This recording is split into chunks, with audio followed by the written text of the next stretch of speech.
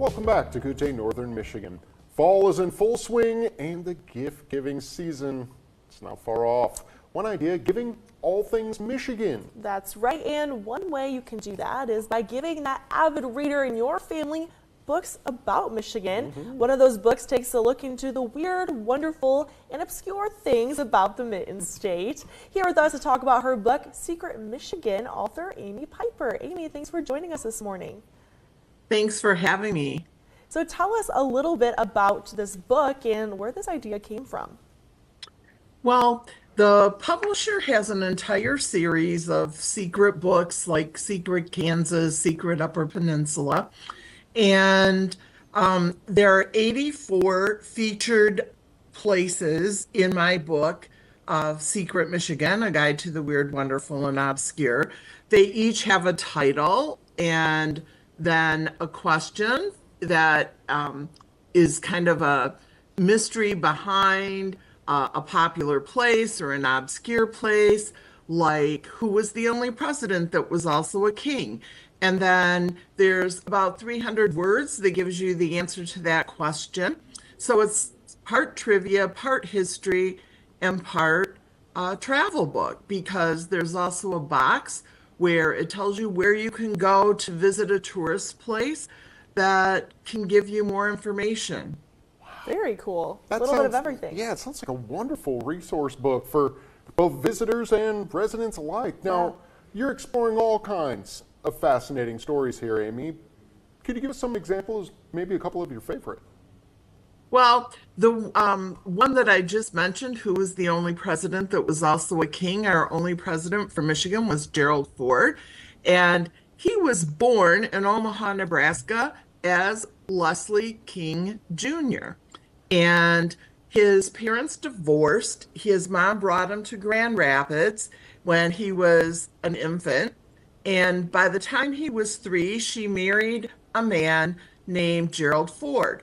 And his stepfather never adopted him, so he went on to the University of Michigan, and after his paternal grandparents passed away, he ultimately officially, legally changed his name to the name that they had been calling him since he was 3 years old, and that was Gerald Ford Jr.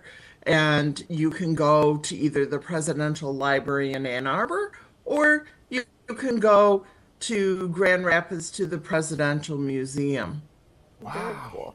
And I'm sure, obviously, you have a broad range of history and facts and knowledge about Michigan.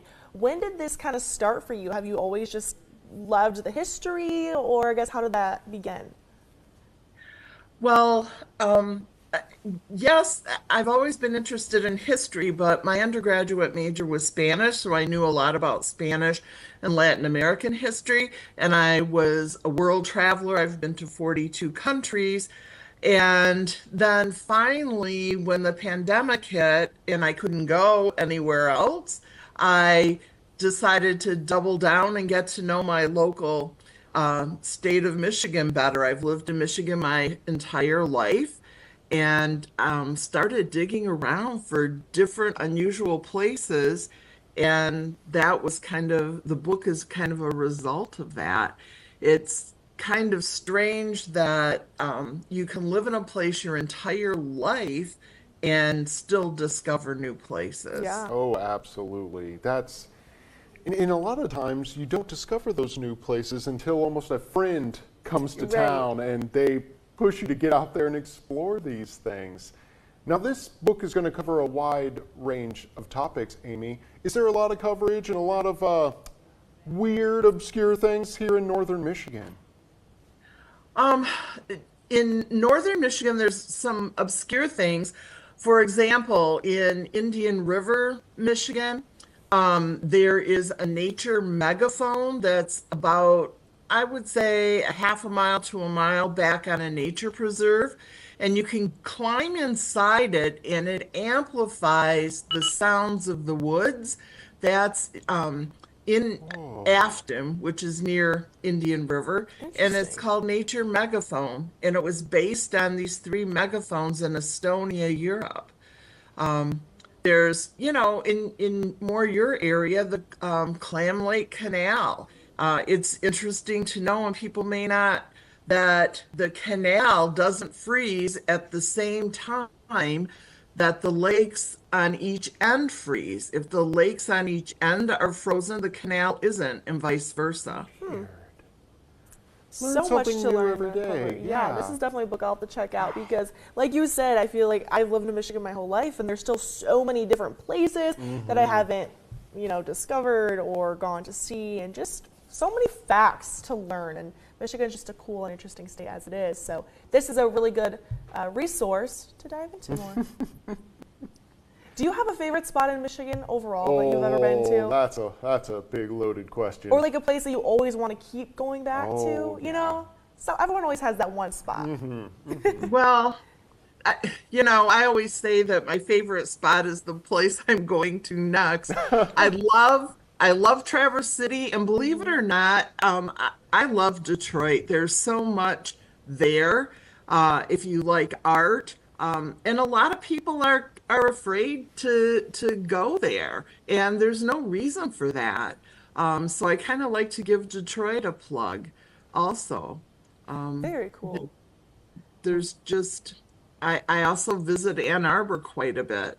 One of the unusual things there is the university has the Natural History Museum, and it's the only place in the world that has on the same exhibit a male and a female mastodon. So it's a great place to take the kids for your dinosaur loving kids or grandkids. And that kind of thing. Very cool. Yeah. Now, Amy, where is this book located? Because I'm so fascinated by all of this information. I've got to get this read. Oh, it's right there. Hi, book. Hi. Where can someone go about purchasing that, Amy? You can get it at Horizon bookstores locally. You can get it at any of the major national chains like Barnes & Noble, Amazon, and almost all local bookstores have it. I'm going to absolutely need That's to be picking up a incredible. copy of this soon. That Yes. is so fantastic. That'll make a great gift this Christmas yeah. season, and Oh, just in general, yeah. a great coffee table book and a good read overall. So I'm excited to check it out more. Thanks so much, Amy. It's been so great talking with you about our great state of Michigan. Thank you. Thank you. You have a good day.